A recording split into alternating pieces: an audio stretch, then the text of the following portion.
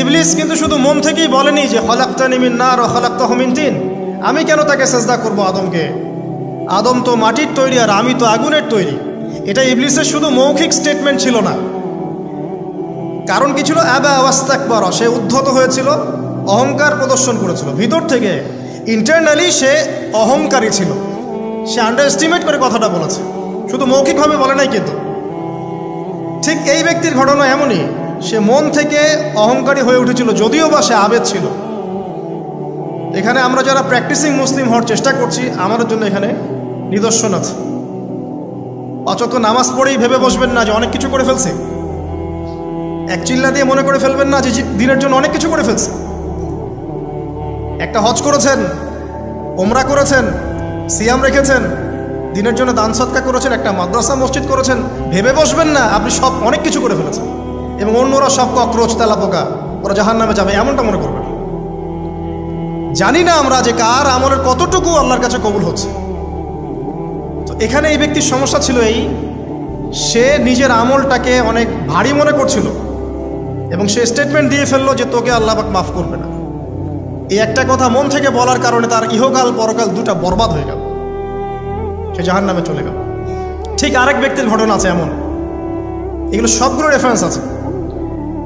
এক ব্যক্তি প্রচুর ইবাদত করত, আল্লাহ পাক তার ইবাদত করার জন্যে পাহাড়ের চূড়ায় একটা সুন্দর ব্যবস্থাও করে দিয়েছিলেন, সেখানে ডালিম গাছ হতো, ঝর্ণা আসতো, খাবারের কোনো অভাব নাই। হাদিস এসেছে 500 বছর সে ইবাদত করেছে। কত বছর? কিয়ামতের মাঠে এই ব্যক্তির অবস্থা এমন হবে, তাকে জান্নাতে প্রবেশ করানোর জন্য নিয়ে যেতে বলা হবে যাও আমার রহমতে জান্নাতে চলে যাও। আল্লাহ পাক তাকে এই কথাটা বলবেন, কিন্তু এই ব্যক্তি বলবে আমার আমলের কারণে আল্লাহ পাক বলবেন আমার রহমতে জান্নাতে চলে যাও। ব্যক্তি বলবে আমার আমলের কারণে। আল্লাহ রাব্বুল আলামিন তখন তাকে দেওয়া সমস্ত নেয়ামতগুলোকে এক পাল্লায় করবেন আর তার সমস্ত আমলকে আরেক পাল্লায় করবেন। একটা চোখের যে নেয়ামত আল্লাহ পাকের, সমস্ত আমলও 500 বছরের ইবাদত এতটুকু হয়নি। তারপর তাকে বলা হবে ওকে জাহান্নামে নিয়ে যাও। এবার জাহান্নামে যাওয়ার সময় সে বলবে আল্লাহ তোমার রহমতে আমাকে মাফ করে দাও। তখন আল্লাহ পাক তাকে আবার ডেকে নিয়ে আসবেন, বলবেন যে তোমাকে যে আমি ইবাদত করার জায়গা করে দিয়েছিলাম, এটা কি তুমি নিজে করেছো না আমি করেছি? সে বলবে আপনি করেছেন। তোমাকে যে আমি সৃষ্টি করেছিলাম, তখন কি তুমি কোনো আমল করেছিলে? বলবে না। তাহলে তোমাকে যে সৃষ্টি করেছি আমি, এটা কি তোমার আমলের কারণে? না। তোমাকে সারা দুনিয়াতে এত নিয়ামত দিয়েছি, এটা কি তোমার আমলের কারণে? সে বলবে না। তখন তাকে জান্নাতে প্রবেশ করানো হবে। কিয়ামতের মাঠে এমন অনেক ঘটনা ঘটবে যেটা আমাদের চিন্তার বাইরে। আরেকজন ব্যক্তিকে ডেকে আনা হবে, যে ব্যক্তি একটা দুটা নয় বরং 100টা খুন করেছে। সে 99 জন মানুষকে হত্যা করার পর ফতোয়া খুঁজে বেড়াচ্ছিল যে আমার তওবা কবুল হবে কিনা। একজন আবেদের কাছে গিয়েছে। আবেদ আর আলেম কিন্তু এক জিনিস না। আবেদ মানে যে প্রচুর ইবাদত করে, তার জ্ঞান কম, সে শুধু জানে কিভাবে ইবাদত করতে হয়।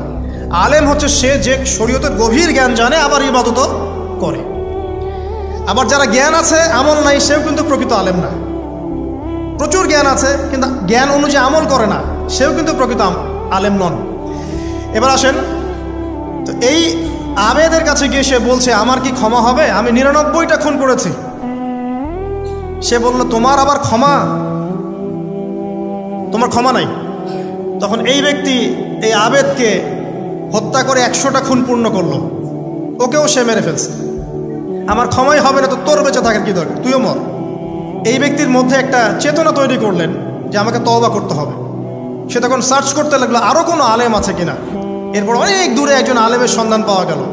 সে সেখানে গেল, তাকে গিয়ে বলল আমার কি ক্ষমা হবে?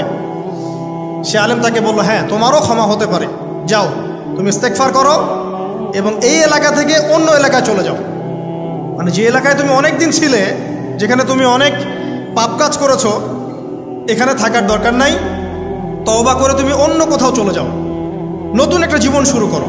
এখানে থাকলে হবে কি, তোমার স্মৃতিগুলো তোমাকে তাড়িয়ে বেড়াবে এবং মানুষ তোমাকে খারাপ নজরে দেখতেই থাকবে, তুমি তখন কষ্ট পাবে।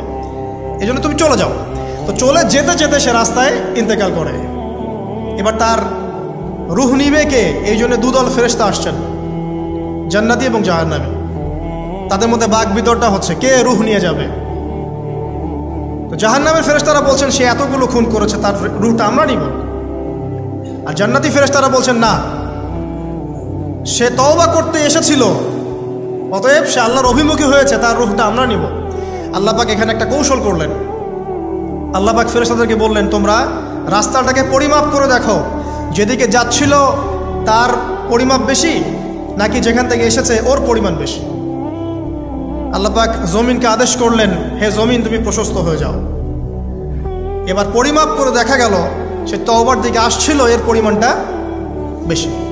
এই একটা কাজের ওসিলা আল্লাহ পাক তাকে মাফ করে দিলেন। মনে রাখবেন, এটা